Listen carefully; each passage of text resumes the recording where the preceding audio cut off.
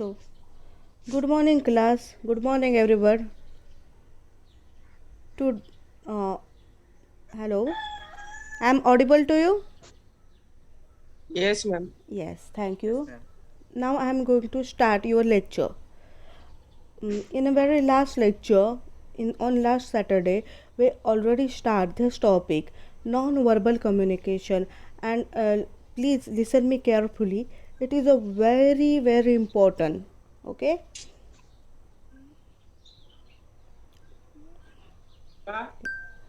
Okay. So we already saw this topic, non-verbal communication. Non-verbal communication means which is a communication which is here but isn't being said. तो कशात होतो तर first आपण body language पाहिलं होतं. Body लँग्वेजमध्ये facial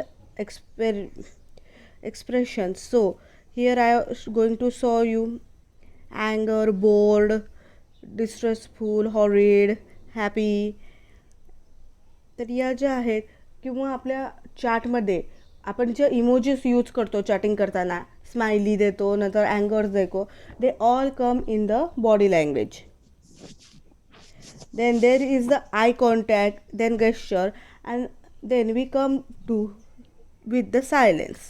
So silence is the way to speak. Of course silence is the most important thing. मराठीमध्ये एक म्हण आहे, मौनाची भाषा करणे. और इंग्लिशमध्ये the song which is a not sung, the most beautiful song which is a not sung but here, जे बोललेलं नाही आहे पण आपण ऐकलेलं आहे, तर असं सायलेंटमध्ये सांगतात. सो देअर इज अ सायलेन्सचे दोन प्रकार असतात. There is two type of silence. कधी कधी आपल्याला उत्तर आपण शब्दात मांडू शकत नाही. Then what we are going to do, we just silent there. I am going to give you just example. I just gave you a question which is a probably very hard, and you just say that and you just stop there. तुम्ही जेव्हा stop होता तेव्हा what I just think that yes, he is the thinking, and then you just broke the silence and gave me the answer. किंवा एखादी काहीतरी दुःखद घटना घडलेली असते अँड आपल्याला नेहमी कुणीतरी सायलेन्स ब्रेक करतं. सो सायलेंट जे आहे which is a most paradoxical language and which is sometimes it's come to be emotions. कधी कधी आपल्या इमोशन इतक्या जास्त असतात की आपण बोलूच शकत नाही, किंवा आपण क्राय करत असतो आपण बोलू शकत नाही. मे बी आपण ग्रीफमध्ये असू, वी कांट स्पीक प्रॉपॅबली, किंवा आपण व्हेरी हॅपी असू, हा हा हा करत असू जस्ट. देन तो silence is the like a strong feeling, or I am just reading the word, the speak our silence tells the other speaker about our strong feeling, which is they just told us about the strong feelings. And already they said that the silence means yes or the silence means no. तर हे कशात होतं तर only we are going to see the any situation, but we must see the silence. The silence is a more equivalent to the words. Even the every good speaker notes the importance of the pause and the short periods between the silence word and sentence. Then even you just speak की तुम्ही एखादं भाषण ऐकत असता तर कुठं silence घ्यायचा, कुठं पॉज घ्यायचा, is even the excitement. Even आपण एखादी मूवी पाहत असो, ड्रामा पाहत असो, किंवा एखादी बिझनेस मीटिंग अटेंड करत असो, it is a most important when to speak and when to not. So they just say that silence became a very a set.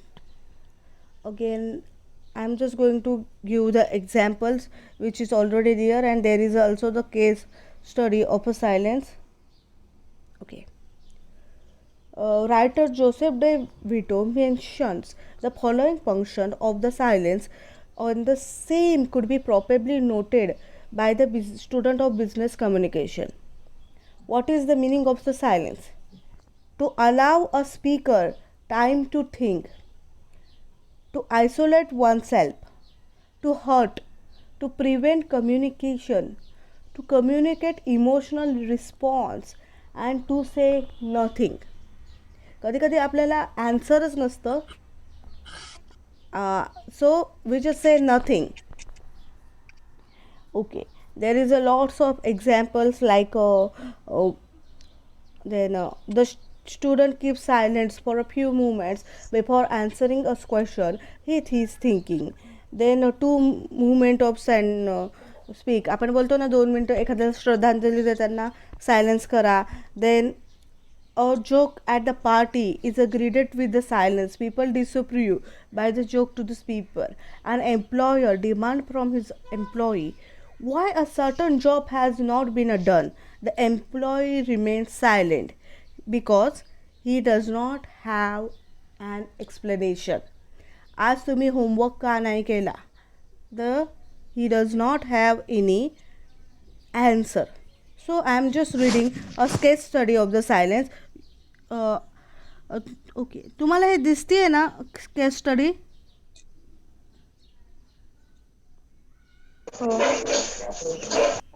Clear आहे? दिसतीये की मी फक्त वाचून दाखव? I think I already send you that. आहे ना? Thank you. Okay, what is the case study? It was generally accepted by everyone who came in the contact with him that Ashok was an irritating and disagreeable person. Ashok was conscious of the way people felt about him, and he was greatly surprised and pained. He did everything possible to the friendly, and this was his reward. And then an expert studies his case and came to the conclusion that the people did not like him because he talked too much. He spoke in a breathless, non-stop the way and overwhelmed the people by the constant flow of the words. He was under the impression that coming face to face with a person without talking all the time was an unfriendly act. Under the expert advice, he controlled his urge to go on speaking and began to allow silence to speak for itself by giving the other person time to think and respond. 6 months later, Ashok was surprised to find people coming up to him and to know him, speak with him, sometimes that would never have happened a year ago. Which is a case study. What is the case study? A man named Ashok. All the people hate him, and he just say, मी एवढा work hard करतोय, friendly वागायचा प्रयत्न करतो, आणि लोक माझ्याशी असे का वागतात ते.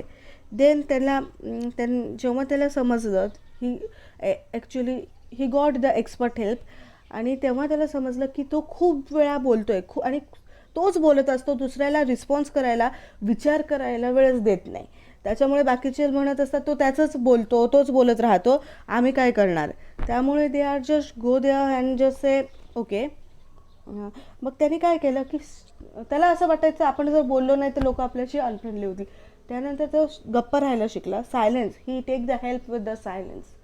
आणि त्याच्यानंतर तो हळूहळू he became the more friendly, कारण तो जो स्टॉप घ्यायचा बोलण्यामध्ये, बाकीच्या लोकांना रिस्पॉन्स करायला वेळ मिळायचा. So next is a posture. The posture in the body language is a most important things, right? बरोबर आहे ना? पोश्चर म्हणजे काय, तर आपल्या शरीराची ढब किंवा आपली प्रतिक्रिया असते, आपले okay body language all over असं. It's is the same as the आपण बॉडी लँग्वेजमध्ये म्हणजे फेशियल एक्सप्रेशन पाहिले होते की आपल्या चेहऱ्याच्या हावभावावरून आपल्याला लगेच कळत होतं की समोरचं आपलं म्हणजे ॲग्री आहे, डिसॲग्री आहे. आणि सेम द थिंग इथे हॅपी होते.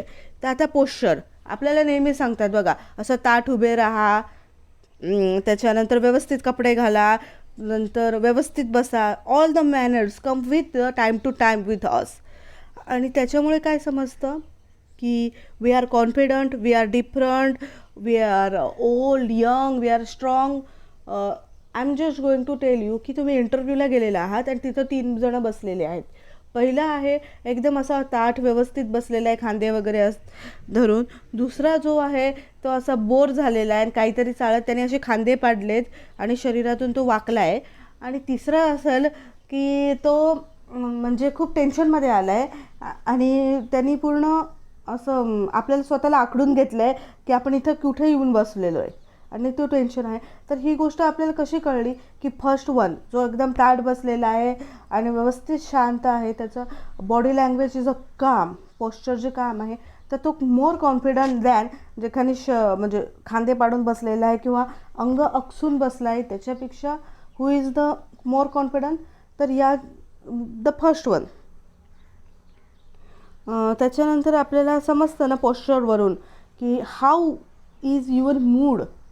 आता तुम्ही बोर असाल तर ऑफकोर्स वी ऑलरेडी डिस्कस की आपण तुम्ही जर त्या दिवशी समजा बोर असाल तर मला लगेच कळतं की आज हे बोर झालेले आहेत.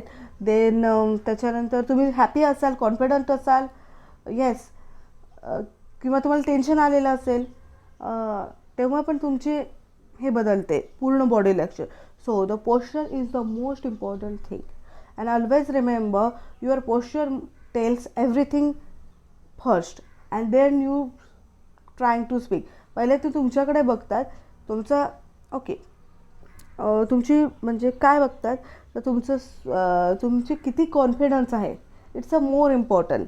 म्हणजे पोश्चर म्हणजे इट्स नॉट काइंड ऑफ म्हणजे तुमचं बॉडीची म्हणजे शेप किंवा बॉडी किंवा तुम्ही किती सुंदर दिसतात ह्या गोष्टी याच्यात येत नाही. तर तुमचं कॉन्फिडन्स किती आहे ही गोष्ट किंवा तुम्हाला प्रश्न पडतो. आता बघा आपण याच्यामध्ये जातो बिझनेस इथिक्स, आपल्याला नेक्स्ट जो हे घ्यायचा आहे. त्या बिझनेसमध्ये काय सांगतात की तुम्ही म्हणजे तुमचे केस थोडे व्यवस्थित कट केलेले पाहिजे, चेहऱ्यावर हलकासा मेकअप पाहिजे, देन तुमचे कपडे अगदी व्यवस्थित पाहिजे. मुली असतील तर व्यवस्थित पूर्ण ड्रेस पाहिजे, मुलं असतील तर त्यांना म्हणजे टाय किंवा कोट किंवा सूट किंवा बूट किंवा ते ॲटलिस्ट नसलं तरी व्यवस्थित बूट म्हणजे स्पोर्ट्स शूज न घालता फॉर्मल कपडे घातले पाहिजे. हा एक जस्ट जनरली नियम आहेत. तुमचे नेल्स व्यवस्थित कट झालेले पाहिजे आणि हे प्रत्येक टाईम टू टाईम चेंज होत राहतात. So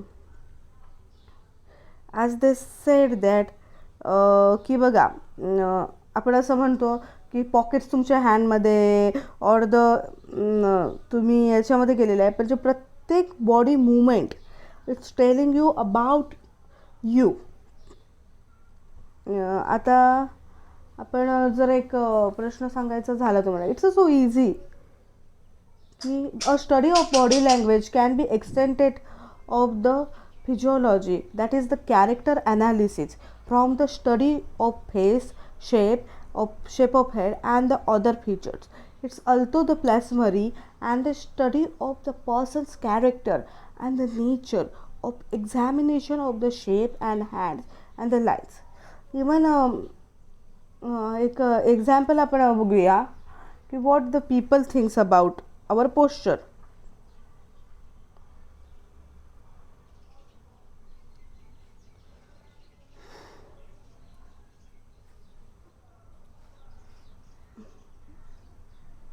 Okay. For example, expert would say that a person who has folded his arms across his chest is a rigid and defensive. The truth, however, may be he just feeling the cold. याच्यामुळे त्यांनी काय सांगितलेलं आहे की याच्यामध्ये पॅराडॉक्सिकल things होतात because it's a non verbal communication. तर त्यांनी सांगितलेलं आहे की तुम्हाला थंडी वाजेल तसंच तुम्ही करता की तुम्ही तुमच्या हाताची घडी घालतात, पण तुम्ही उत्तर देत असाल प्रश्नाचं तेव्हासुद्धा हाताची घडी घालतात. त्यामुळे या मोस्टली ज्या गोष्टी आहेत त्या पॅराडॉक्सिकल थिंग्स होतात. Then touch. So touch is the very very important की एका टचमधून तुम्हाला अख्खा माणूस कळतो, राईट. म्हणजे हा फ्रेंडली प्रॅट आहे की कोणी तुम्हाला अब्यूज करतं आहे, या ज्या गोष्टी ज्या आहेत या कशाने कळतात, touch exam. Here they gave us the example. If a foreman is okay reprimand and the new factory hand for not doing his work, giving him the friendly pat in the back gives a different tone and a direction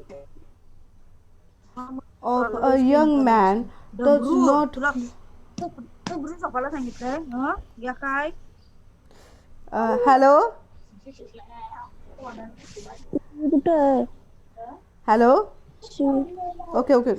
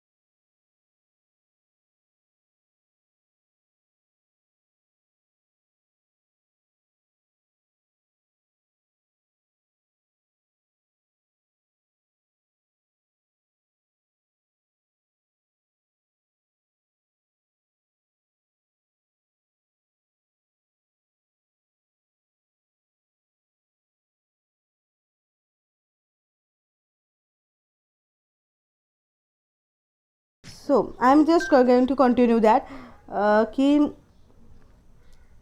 touch हा most important आहे कारण याच्यामध्ये तुम्हाला कसं it's a friendly touch और it's a abuse. Now the dressing and grooming your favourite part की what is the dressing and grooming.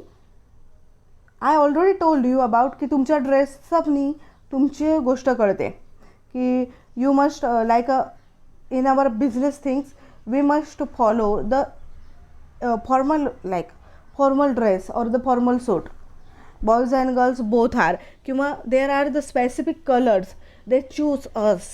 Okay किंवा समजा तुमचा फेस्टिव्ह सीझन आहे लाईक अ दिवाळी तेव्हा तुम्ही काय फॉर्मल कपडे घालून बसणार नाही. What are you going to as a boys you are going boys or girl you both going to just do like yourself like a kurta घालणार तुम्ही और heavy jewelry घालणार then heavy makeup करणार or there is the business meeting. What are you going to do? You just going to like formal मध्ये घालणार like light कलरचे कपडे light makeup and all the light thing. So dressing and grooming is the most important part of the thing. Okay आपल्याला असं नाही म्हणायचं आहे की what is the going to say that की प्रत्येक जणाचं हे वेगळं असतं पण ऑलवेज रिसेंबर की तुमचे जे ड्रेस असणार किंवा तुमची सगळी लाईक म्हणजे जी काही असणार लाईक क्लॉथ्स घ्या तर क्लॉथ्स कसे पाहिजे त्या डिसेंट पाहिजे टेस्टफुल पाहिजे अँड तुम्हाला सगळ्यात महत्त्वाचं कम्फर्टेबल पाहिजे की बाकीचे सगळेजण घालतात म्हणून ती घालू नका. It's a most important thing की तुम्हाला ते कपडे कम्फर्टेबल पाहिजे.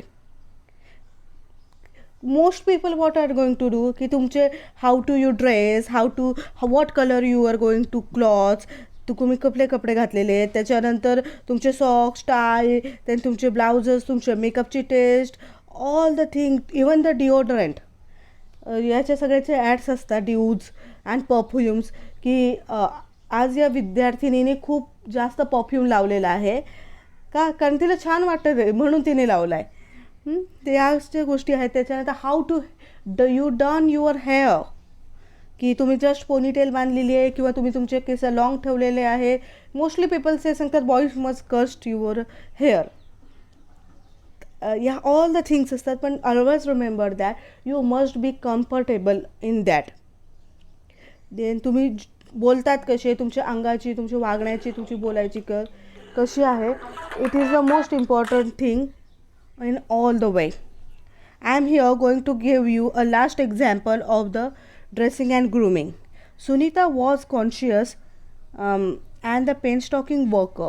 Her knowledge of computer system and operation was outstanding. But she had been associated with her college days with an experimental theater group and still thought of her as an avant-garde. So there is the thing that there is a Sunita, and what the Sunita going to do? She was in the theater group. She was in the theater group, and she just आता तुम्हाला theaterचे students माहिती आहेत, how they dress up, how they wake up, how they just do that. आणि she is very good at her thing and all the at her job. But तिची जे dress up style होती, what is the dress up style of her? She is just like a theater मध्ये जेव्हा मुलं काम करतात तशीच होती तिची. आणि त्याच्यामुळे काय करायचे, okay, and what she would do, she just work, report the work here in a say always punctually. She is a punctual, but in a jogging shoes, flatter skirt and the outraged color lipstick. Promotion elder her till she was the informed the sympathetic worker that her outlandish clothes and heavy makeup not only aroused the suspicion of her superior but let the other employee regard as unreliable, and that is the it would be everybody a long time to discover that real Sunita under the complex. The what he just say that की सुनीता होती ती काय करायची, तर heavy makeup करायची, red रंगाची lipsticks, then हर hair तिच्या skirt घालून यायची, विच इज ॲक्च्युली आपल्या ड्रेसिंग अँड ग्रूमिंग स्टाईलमध्ये येत नाही. त्यामुळे तिचं जे वर्क होता, आणि जॉगिंग शूज घालायची, नॉट अ फॉर्मल शूज जसे ऑलरेडी म्हणजे एक्सेप्टेड असतात ॲज अ वर्कला. तर या ज्या गोष्टी आहेत तिच्या म्हणजे ती of course she has the talent, पण तिच्या ऑल द थिंग्स बाकीच्या ह्याच्यावर तिला प्रमोशनसाठी त्रास झाला होता. And the our thing is the last colour is the red, sorry red नाही, I am just saying that the last is a colour. So colour is a most important thing. How you use the colour, प्रत्येक कलरला एक वेगळं महत्त्वाचं असतं, right. Just we just say that green and with envy, turning yellow, pink for health, blue for depression, and all to be said that black and red. प्रत्येक कलरला एकदम वेगवेगळ्या प्रकारचं महत्त्व असतं, अँड वी मस्ट फॉलो की त्याच्यामुळे काय negative message जातो अँड पॉझिटिव्ह मेकअप. जसं सायकोलॉजिकल, तुमची सायकोलॉजिकल जी टर्म असते ती त्या लाईट अँड डार्क शेडनेस दिसते. Here there are the so many colours. I am just going to say you that you already know about the colours and everything. Like red colour आहे, त्याचा positive and the negative हे colours आहे. Red is the colour of blood also, and the red is the colour of the warmth.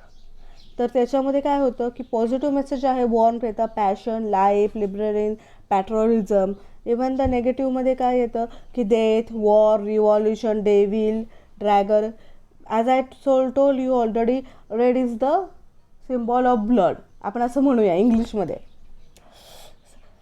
आता नंतर blue. Blue म्हणजे काय, तर एखाद्या असं क्लाम फिलिंग येते, लाईक अ रिलिजियस फिलिंगमध्ये येतं, किंवा तुम्ही डिप्रेशनमध्ये आहात हे पण होतं. तर कोणती शेड तुम्ही कुठं यूज करतात आणि कुठल्या टाईपला करतात, it's a very important thing. Then yellow. Yellow is the colour of divinity, wisdom, but the yellow also colour is the like malevolence, काहीतरी then green. Green is the like a पॉझिटिव्हमध्ये nature होतो, right. But green is also the envy and jealousy. Then there is a purple color which is the royal color. We just say that. Then power त्याच्यामध्ये होते, पण purple कलरचा दुसरा होतो तर regret पण होतो. तर हा जो टेबल दिलेला आहे आपण, तर या टेबलमध्ये आपल्याला काय वाटतं की each and every colour has each and every meaning. So